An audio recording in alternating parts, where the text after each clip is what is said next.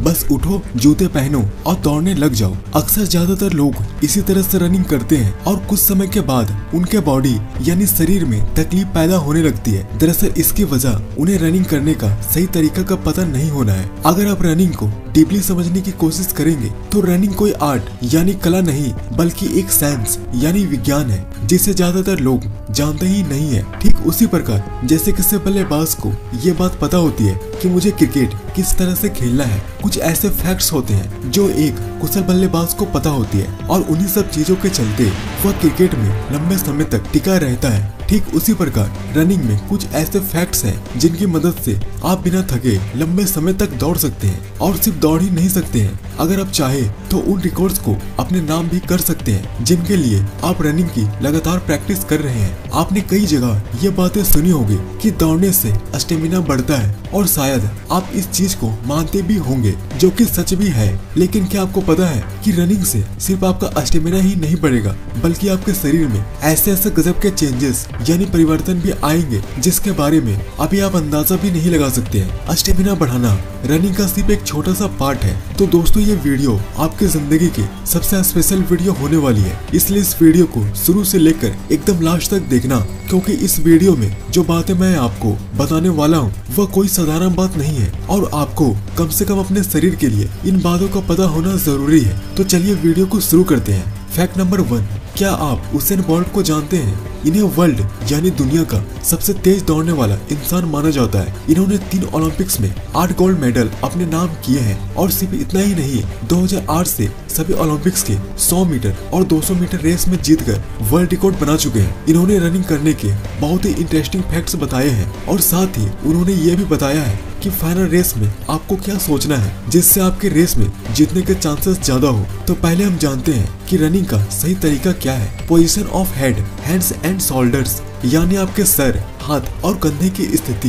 Bolt कहते हैं कि जब आप रनिंग करते हैं तो आपके हाथ हल्के से मुड़े होने चाहिए और साथ ही रनिंग करते समय उसे अपने शरीर से ज्यादा दूर तक ना लेके जाएं, उसे एक सीमित मात्रा तक ही आगे पीछे करें जैसा कि आप इस वीडियो में देख रहे हैं। और रनिंग करते समय आपका शरीर और आपका सर का पोजीशन ऊपर की तरफ नहीं होना चाहिए बल्कि सर का पोजीशन थोड़ा नीचे और आगे की तरफ हल्का सा झुका होना चाहिए, जैसा कि आप इस वीडियो में देख रहे हैं। अपने कंधे 90 डिग्री के कोण पर रखने की कोशिश करें। इंटरव्यू में उसेन बोल्ट से पूछा गया कि जब फाइनल रेस का मौका आता है तो सभी धावक का दिल तेजी से धड़कता है, उस समय आपके दिमाग में क्या चलता है? इस इंटरव्यू में जो सवाल बोल्ट से पूछा गया था वो सवाल लगभग सभी धावक के मन में जरूर आता है कि आखिर उसेन बोल्ट जैसे बड़े प्लेयर्स फाइनल रेस में क्या सोचते हैं जिससे वह घबराते नहीं है और एकदम कॉन्फिडेंस यानी आत्मविश्वास के साथ रेस को जीत लेते हैं। तो इंटरव्यू में बोल्ट ने कहा कि हमारा दिमाग हमारे किसी काम को करने से 10 गुना ज्यादा बातें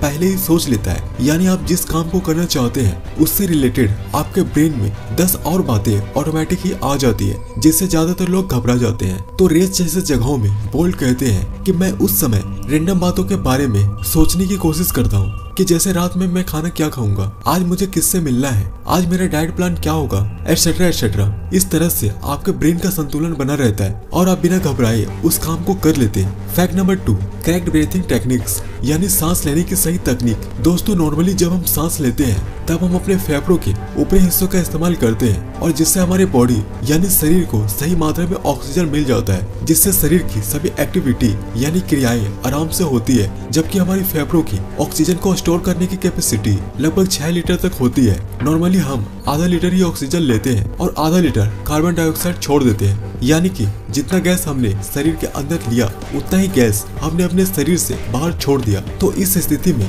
ऑक्सीजन और कार्बन डाइऑक्साइड का बैलेंस यानी संतुलन बना रहता है। लेकिन जब हम दौड़ते हैं तो दौड़ते वक्त हम जल्दी जल्दी सांस लेना शुरू कर देते हैं, जिससे फेफड़ों का ऊपरी हिस्सा ही इस्तेमाल हो पाता है और जब आप मुंह से ज्यादा सांस खींच लेते हैं तो कार्बन डाइऑक्साइड को सही से छोड़ नहीं पाते हैं। तो इस कंडीशन में फेफड़ों में जरूरत से ज्यादा हवा भर जाती है, जिससे ऑक्सीजन और कार्बन डाइऑक्साइड का संतुलन बिगड़ जाता है और इससे नई ऑक्सीजन फेफड़ों में कमी आ पाती है और फेफड़ों की मांसपेशियों पर जोर पड़ने लगता है। इस वजह से फेफड़ों की मांसपेशियां थक जाती है और बिना ऑक्सीजन के शरीर में लैक्टिक एसिड की मात्रा भी बढ़ जाती है, जिससे आपकी बॉडी थक जाती है और आपको रुकना पड़ता है। दौड़ते समय आपको सांस को गहरा और लंबा लेना है, जिससे ऑक्सीजन की मात्रा हमारे शरीर में ज्यादा जाए और हम एक ही सांस में 5 से 6 कदम तक दूरी तय कर सके। दोस्तों, जितना अच्छे से सांस लेना जरूरी है उतने ही अच्छे तरीके से सांस को छोड़ना भी जरूरी है। तो आप जितनी सांस ले उतनी ही सांस छोड़ दे और फिर बाद में नई सांस ले। हमारे सांस लेने की स्पीड हमारी दौड़ने की स्पीड पर डिपेंड यानी निर्भर करती है। तो अगर आप धीरे दौड़ रहे हैं तो सांस लेने का स्पीड भी कम होनी चाहिए। वहीं इसके उल्टा अगर आप तेज दौड़ रहे हैं तो आपके सांस लेने की स्पीड भी तेज होनी चाहिए। फैक्ट नंबर 3, पैरों के अवतरण। दोस्तों, इसे रनिंग का एक अहम हिस्सा माना जाता है। ज्यादातर लोगों का रनिंग को लेकर ये सवाल होता है कि पैरों को जमीन पर लैंड कराते वक्त पैरों की लैंड पंजों के बल होनी चाहिए या हील के बल। ज्यादातर लोग रनिंग करते वक्त अपने हील यानी एड़ी को जमीन से छूते हैं, लेकिन ये पैरों की लैंडिंग कराने का सबसे गलत तरीका है, क्योंकि हील से जमीन पर छूने की वजह से शरीर का सारा वजन आपके घुटनों पर आता है और अगर आप लंबे समय तक इसी तरह से रनिंग करते हैं तो आपके घुटनों में परेशानियां आ सकती है। इसलिए कोशिश करें कि आपका पैर एकदम सीधा जमीन पर लैंड हो। ऐसा करने से शरीर के सभी हिस्सों पर एक समान दबाव पड़ता है और आपके घुटनों में किसी तरह से कोई समस्या नहीं होती है। और साथ ही सीमेंटेड रोड पर ना दौड़े, क्योंकि सीमेंटेड रोड बहुत ही ठोस होते हैं और इसकी ठोस होने की वजह से इसका प्रभाव सीधा आपके घुटनों पर पड़ता है और आपके घुटनों में परेशानियां आ सकती है। फैक्ट नंबर 4, रनिंग में सबसे ज्यादा बल या जोर आपके पैरों पर पड़ता है। इसलिए जरूरी है कि आपको अपने पैरों पर विशेष ध्यान देना चाहिए, यानी आपको अपने पैर को मजबूत बनाने के लिए एक्सरसाइज करना चाहिए, जिससे दौड़ते समय आपके पैर में किसी तरह की दिक्कत ना आए। और इसके लिए कुछ एक्सरसाइज है जिसे आपको करना चाहिए, जैसे बैक स्क्वाट, फ्रंट स्क्वाट,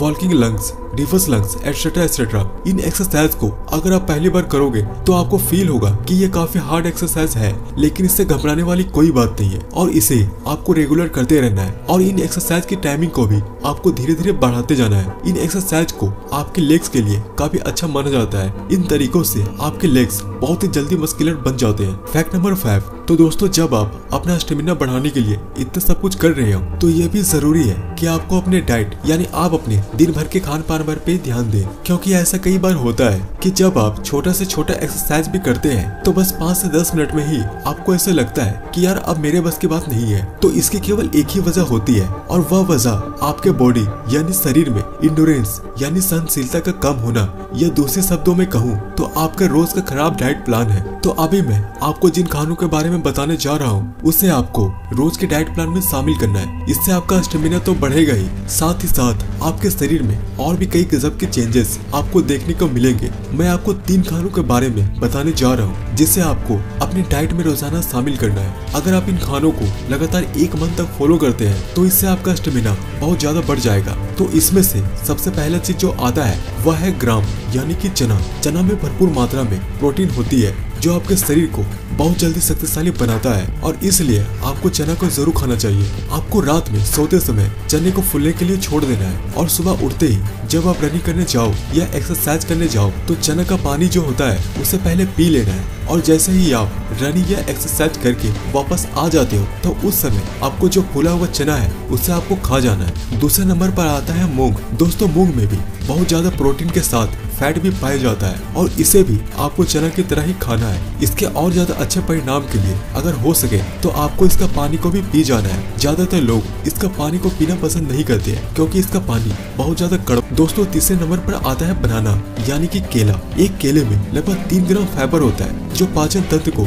ठीक करने में मदद करता है। केले में विटामिन ए, विटामिन बी और मैग्नीशियम मिलता है। इसके अलावा विटामिन सी, पोटेशियम और विटामिन B6 भी होता है। केले में 64.3% पानी, 1.3% प्रोटीन, 24.7% कार्बोहाइड्रेट पाया जाता है। ये सभी तत्व एक स्वस्थ शरीर के लिए जरूरी होता है। तो दोस्तों, आपको ये वीडियो कैसे लगे नीचे कमेंट्स करके जरूर बताना। हेल्थ और फिटनेस से रिलेटेड और वीडियोस को रेगुलर देखने के लिए इस चैनल को सब्सक्राइब जरूर करना।